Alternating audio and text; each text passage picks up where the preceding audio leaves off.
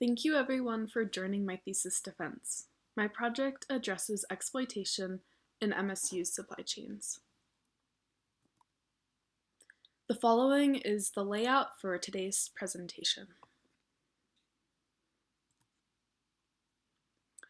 I will begin by situating myself in this research, an overview of the project, and the interesting stuff, the findings.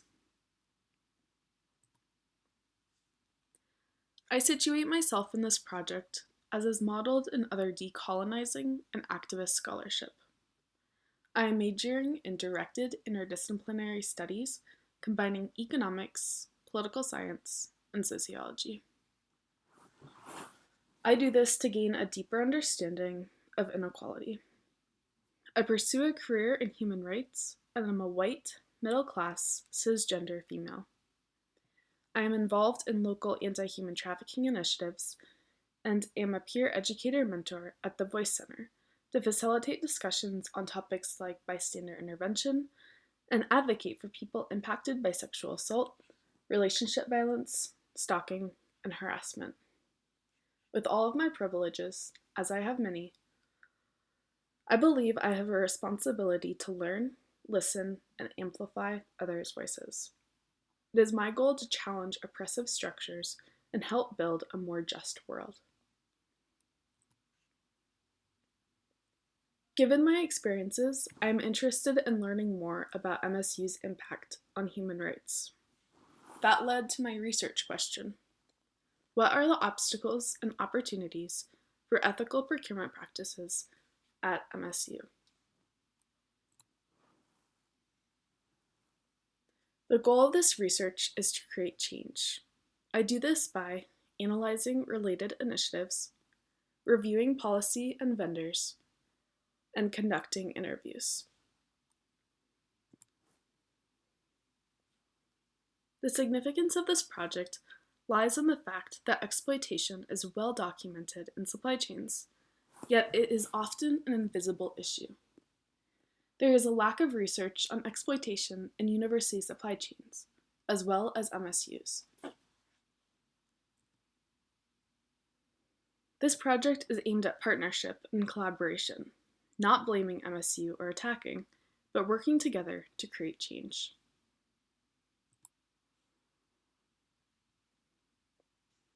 The goods and services we rely on every day have complex supply chains, from raw materials like cotton to assembly, like putting a phone together. Many products that individuals and organizations use, products like clothing and food and computers, are likely produced with exploitation. This project focuses on human rights, labor rights, and environmental standards in supply chains. While my primary interest is human rights, worker rights often fall within that category, and human well-being is intricately tied to environmental well-being.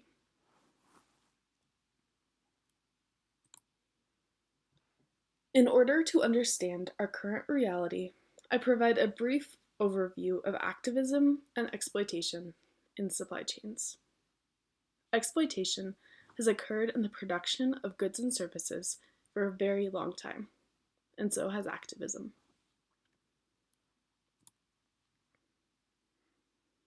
In the 1800s, sugar was usually produced with slave labor. Maple syrup producers advertised their product as the ethical alternative. This tagline could still be used for many products today. Industrialization and rising labor standards and living conditions in the US led to offshoring labor to poor countries. This also exported exploitation and increased the number of sweatshops. Universities have long been a place of social change, including rallying against sweatshops. Students and activists helped form the Workers' Rights Consortium and the Fair Labor Act to monitor factories and create certification programs.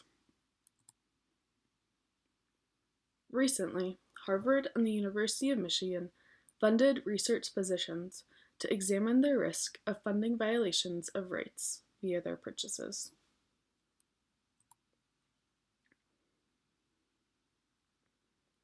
There are many initiatives related to this project, such as divestment from fossil fuels. The reinvestment campaign at MSU, for instance, rallied the MSU Alumni Foundation to increase transparency.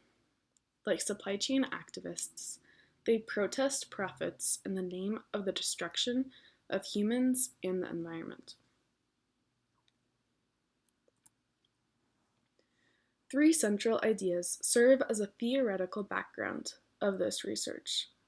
First, the solidarity approach is based on the idea that the people directly impacted by an issue must be included, in this case, workers, primarily in poor countries.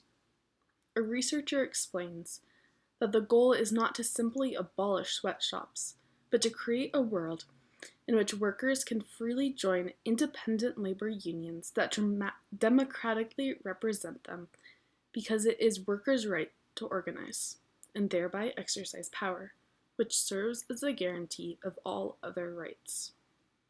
Like any marginalized group, poor workers do not need to be saved. They need access to tools such as unions and education, tools they are too often denied through retaliatory practices, subliving wages, and discrimination. Second, the Dona economic model was created by Kate Raworth, a senior visiting research associate at Oxford University's Environmental Change Institute. She has a degree in economics, worked with leading development and anti-poverty institutions, and researched in poor countries. The donut model challenges standard economic thinking, pushing the discipline and its practitioners to shift priorities from profit and gross domestic product, or GDP growth, to measuring success by environmental and human well-being. Overall, this is a model of a more just way to operate our economy and measure success.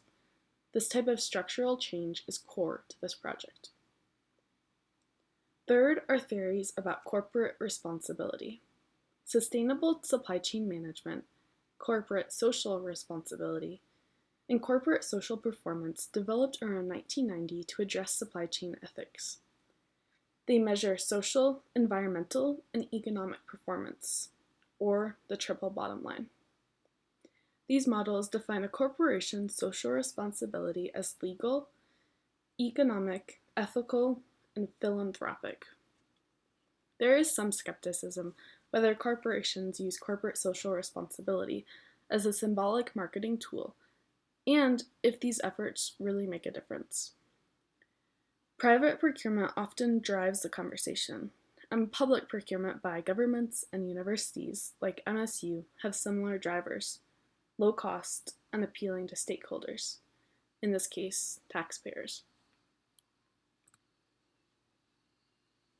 The setting for this research is universities, specifically MSU. As a land-grant university, we teach, we create research, and we extend the benefits of education to change the world for the better. In order to understand procurement at MSU, I conducted 17 interviews. Participants in procurement services shared spending data. While the state and university do set strict guidelines for awarding vendors, departments, faculty, and staff have purchasing cards, or P cards. As we can see, there is significant leeway for buying goods and services under $5,000. This presents an opportunity to raise awareness about ethical considerations and change the way purchasing agents buy.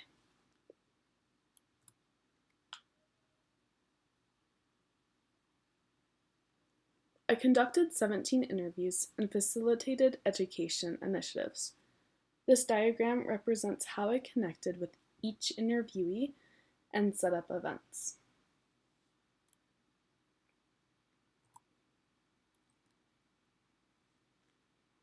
I'm not going to spend much time discussing methods. Feel free to read my paper if you want to learn more. First, I mapped MSU's big spend categories. Then, using qualitative techniques, I performed semi-structured conversational interviews. I transcribed each interview with a transcription software called Temi and analyze common themes via a software called NVivo. And now to the fun part. First, I provide an overview of education initiatives and their outcomes. With the HEART initiative, I led two 2-hour professional development and trainings with MSU staff and faculty, presented at the MSU Crossroads of Discovery Research Celebration, and partnered with a supply chain analytics course, whose final project was creating a video discussing supply chain ethics. Some students in this class explored labor trafficking and consumerism, transparency in supply chains, and even MSU vendors. I presented for the Board of Regents and also at the President's Executive Council. In these initiatives, I highlighted people's dual role as procurement agents in their personal and in their professional lives. These are some images of the outcomes of these education initiatives. The first two are some videos that the supply chain analytics students produced for their final project, and the other ones are examples of the HEART initiative's initiative efforts to help raise awareness about supply chain ethics. And these are sticky note feedbacks from professional development and training participants. Next are the findings on MSU's big spend and big risk categories. Food and beverages, information and communications technology, and apparel and footwear are big risk categories for exploitation of humans and the environment. The diagram includes only the top 20 vendors by spend with contracts through MSU Procurement Services. As we can see, 13 of MSU's top 20 vendors by spend category fall within a big risk category.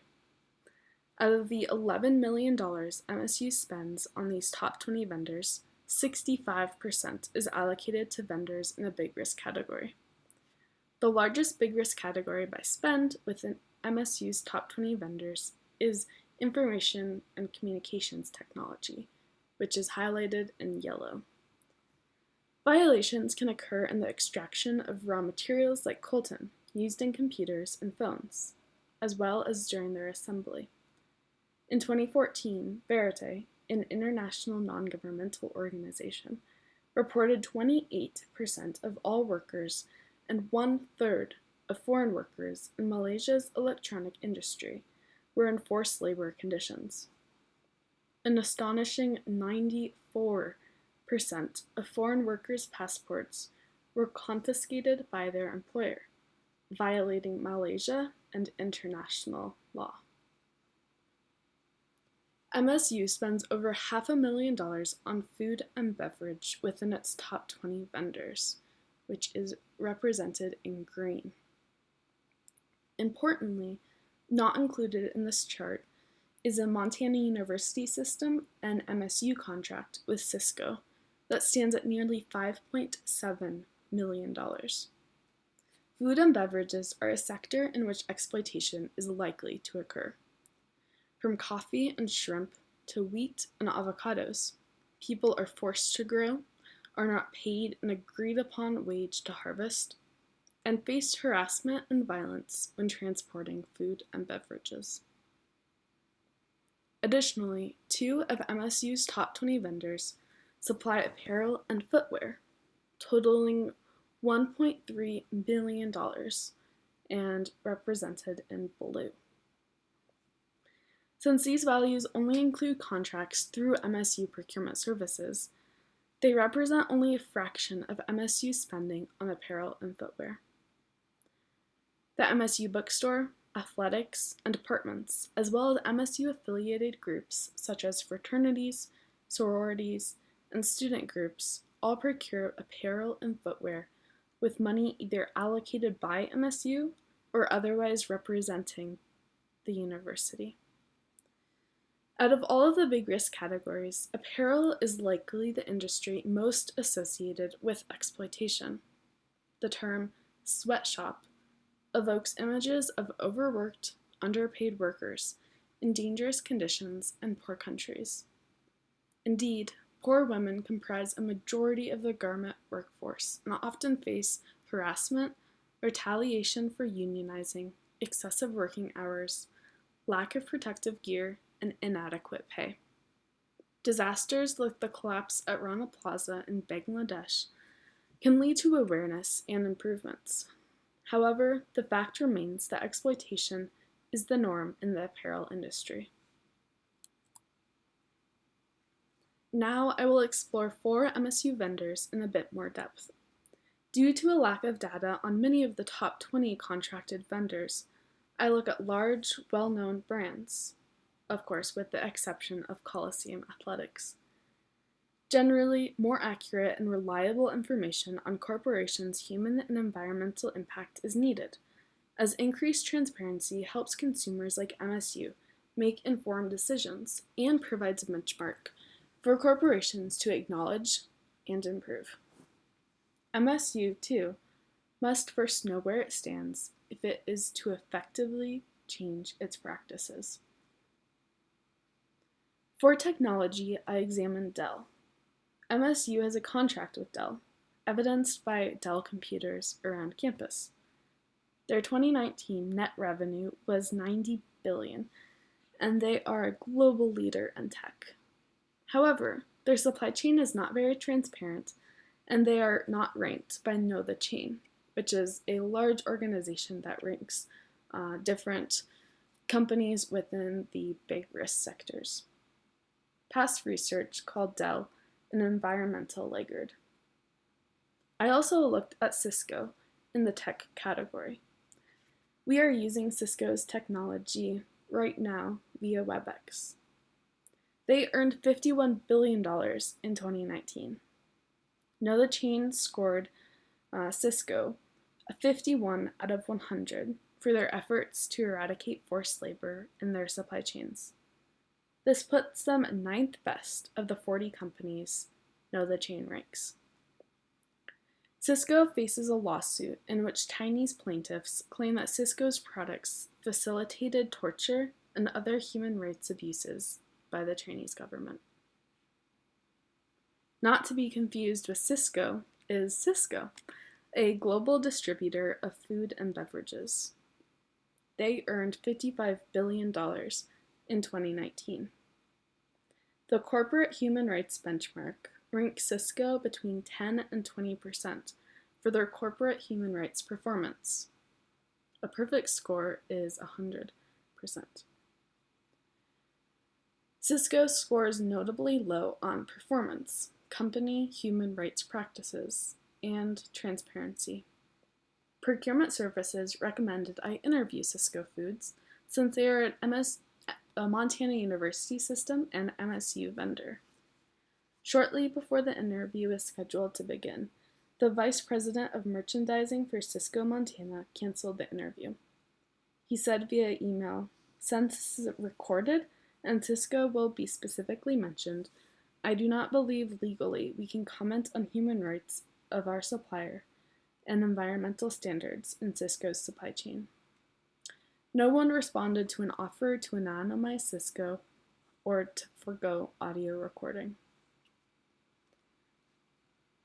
Lastly, in apparel and footwear, I examined Coliseum Athletics, the only vendor I was able to interview for this project.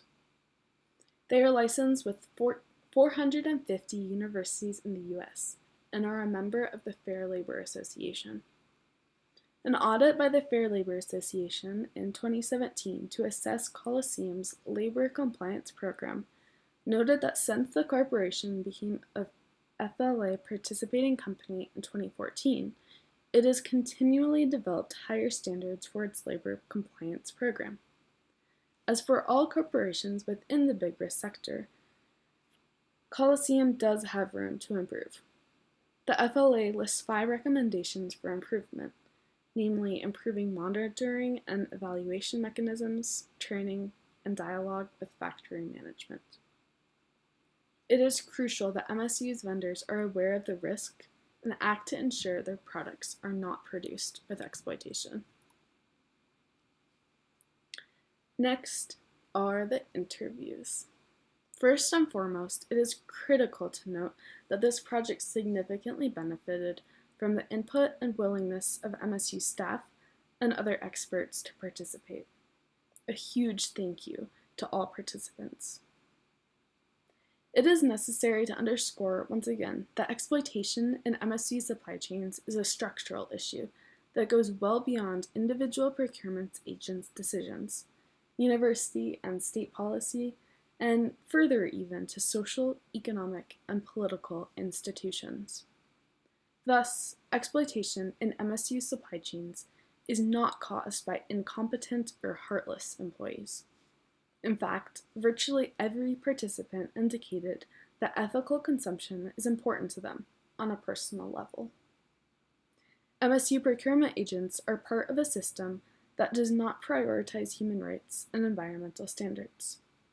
Instead, the system of procurement regulations created by the state and MSU are based within a larger system of capitalism and patriarchy, in which cost is valued above all else. Human rights and environmental standards are often overlooked. It is also important to note that the following are the participants' perceived obstacles and opportunities for ethical procurement: procurement regulations, cost and expediency, and a lack of awareness and tools are perceived as the greatest obstacles to prioritizing human rights in MSU procurement. Although every participant was aware of sweatshops, none had ever suspected violations of human rights in MSU's supply chains.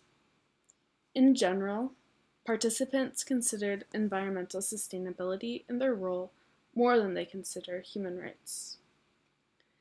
MSU procurement agents express a lack of awareness and predict their supervisors better understand and watch for abuses. However, in reality, top state agencies do not have additional knowledge or consideration of human rights or sustainability. Responsibility is continually delegated. The worker protections that are mentioned, such as the Equal Pay for Montana Women executive order, apply to workers in Montana, not in poor countries where the majority of abuses are likely to occur. Current state and university regulations prioritize low cost in order to spend taxpayers' money responsibly. Also, regulations emphasize fairness to vendors to promote fair competition. Thomas perceives these current priorities as the most significant barrier to ethical procurement.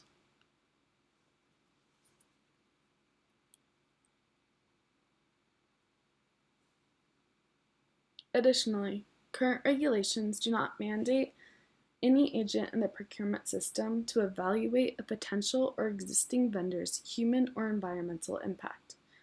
Notably, vendors' suppliers, factories, and or subcontractors are not examined. This is also seen as an obstacle to procuring ethically.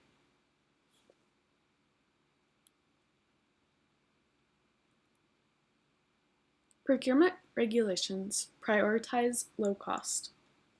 Julie, the director of MSU's Marketing and Creative Services, explains how low cost and fast turnaround times can lead to unrealistic expectations and exploitation.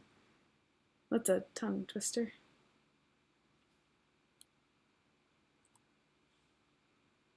Participants routinely perceived a lack of awareness as a major obstacle to ethical procurement practices at MSU.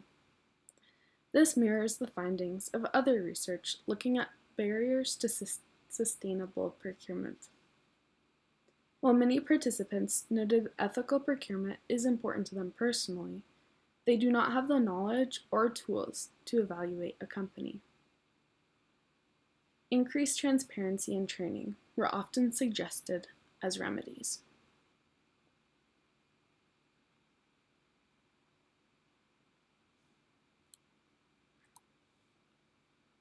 There is good news, however. It is well established across industry that labor costs are only 3 to 5% of the final price of a good.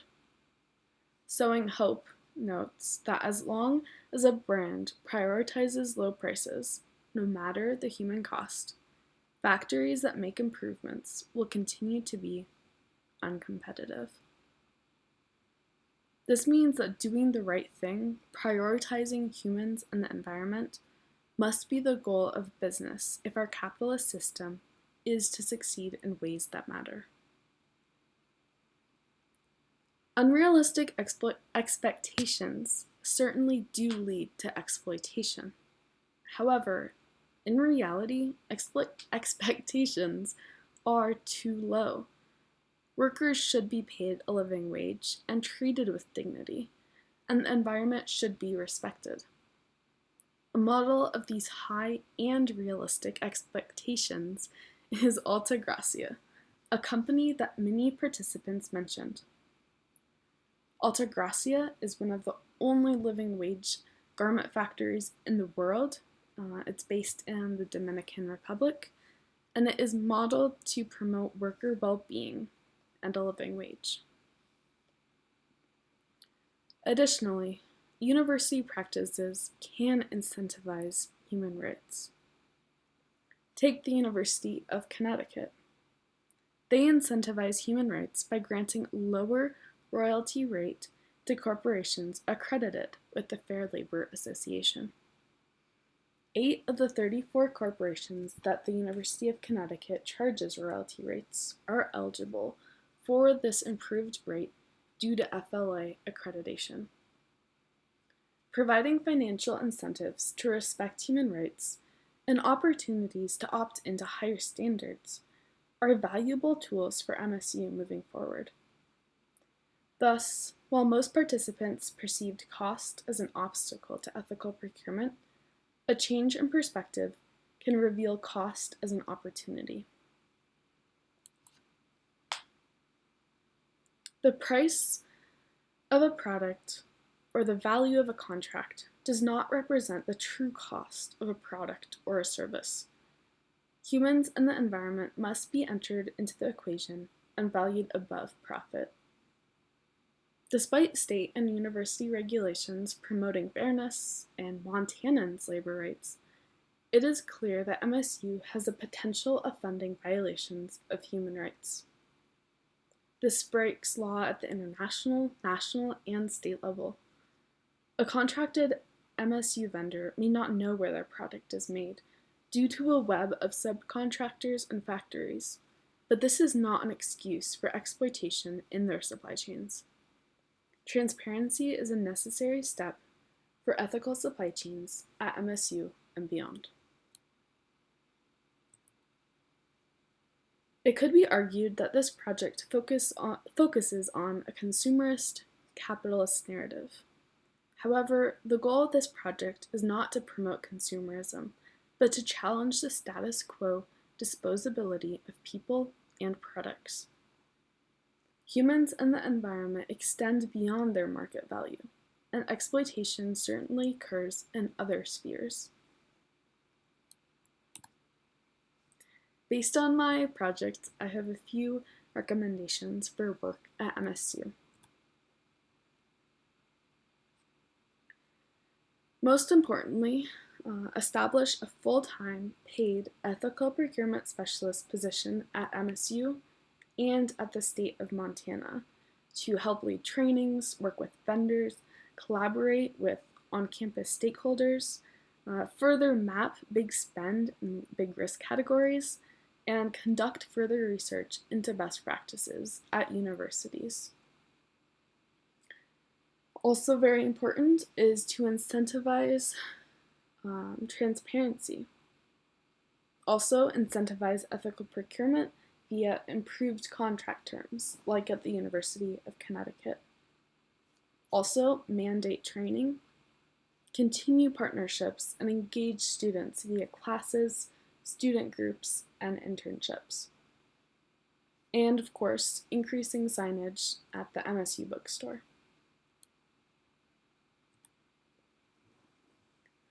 The following are next steps that are necessary in order to implement these recommendations. So, drafting an executive order for the state of Montana to get that institutional support, following up with all of the research participants and interviewees, obtaining funding and collaborating, and of course, continue raising awareness about this issue. And I would be remiss to end without thank yous. Dr. Ellis has been a wonderful mentor, and he is the one who suggested that I do interviews instead of just reading a whole bunch and writing a whole bunch. So, thank you. That has really, really been a tremendous opportunity, and I have loved connecting with stakeholders across campus. I have also had the privilege to do independent studies with my other two advisors, Dr. Wilmer and Dr. Stock, and it has been a joy to work with them and learn from them.